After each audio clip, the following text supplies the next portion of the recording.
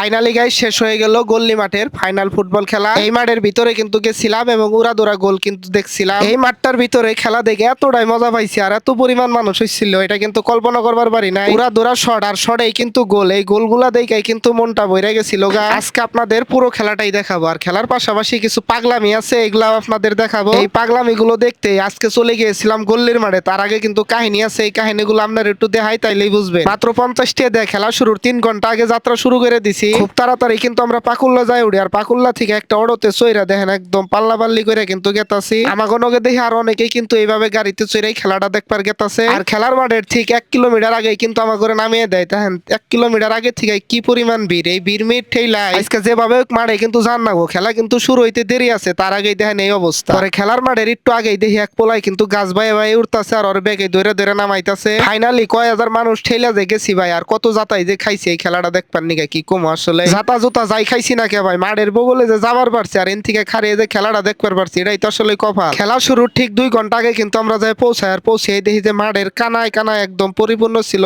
দর্শকে। আর এই খেলাটার উদযাপন দেখে কিন্তু একদম মাথাটা নষ্ট হয়ে গেছিল গা। দেখেন একদম ঝিলিমিলি ভাবে কিন্তু আজকের খেলাটা অনুষ্ঠিত হয়েছিল। আর এই জায়গায় দেখেন বেলুনের ভিতরে এত পরিমাণ ওজনের একটা ব্যানার লাগিয়ে দিচ্ছে, যার কারণে কিন্তু বেলুনটা ঠিক মতো উড়বার পারতাছে না। আর এই বেলুনের নিকে কিন্তু খেলাটাও শুরু হইতাছে না। পরে যাই হোক বেলুনটারে কিন্তু উড়িয়ে দেয় আর তারপরে কিন্তু আস্তে আস্তে খেলাটা শুরু হবো। আর আজকের খেলার সাদা জার্সিতে ছিল মুসুরিয়া গোনা স্পোর্টিং ক্লাব এবং লাল জার্সিতে ছিল মন্ডল স্পোর্টিং ক্লাব জামালপুর। দুইটা দলই কিন্তু আজকে উড়াদুরা খেলবে আর খেলাটা কিন্তু শুরু হয়ে গেল। খেলা দেখে কিন্তু আজকে বোঝা গেছে যে পরিমাণ দর্শক, এই দর্শকের ভিড়ে কিন্তু খেলাটা আজকে উড়াদুরা হবে। খেলায় কিন্তু টান টান উত্তেজনা ছিল। আসলে যে পরিমাণ দর্শক, এই দর্শকের ভিতরে এইরকম খেলা আসলে অনেকটাই ভালো লাগে। আসলে এই পরিমাণ দর্শক হয় এই খেলাটার ভিতরে, গল্লিবাসী কিন্তু জানে তাদের খেলায় কিন্তু প্রচুর পরিমাণে মানুষ হয়। আর কিছু পাগলা দর্শকের কাণ্ড দেখেন, গাছের পাতার নগে কিন্তু মিশা মিশাই এই খেলাটা দেখতাছে। আর আজকের খেলায় দুইটা দলে কিন্তু সমান সমান অ্যাটাক দিতাছিল, অ্যাটাকের পর অ্যাটাক কিন্তু ছিল। কিন্তু দুঃখের বিষয় হইতাছে হাফ টাইমের আগে কোনো গোল কিন্তু হয় না। গোল শূন্য অবস্থায় কিন্তু প্রথম টাইমের খেলা কিন্তু শেষ হয়ে যায়। আর আমি যে জায়গায় দাঁড়াইছিলাম উপরে কিন্তু গাছ ছিল, দেখেন গাছের উপরেও পোলাফান ছিল আর ওরা এমন এমন ময়লা ফালাইতাছিল মাথার মধ্যে, কি কমু আর অগরে কর কিন্তু কিছু নাই। পরে দেখি দ্বিতীয়ার্ধের খেলা কিন্তু শুরু হয়ে যায়। দ্বিতীয়ার্ধে নাইমাই কিন্তু দুই দলে কিন্তু অ্যাটাকের পর অ্যাটাক দিতাছিল। এই অ্যাটাকে কিন্তু কোনো কামিও নাই, অনেক গোল কিন্তু মিস হইছে।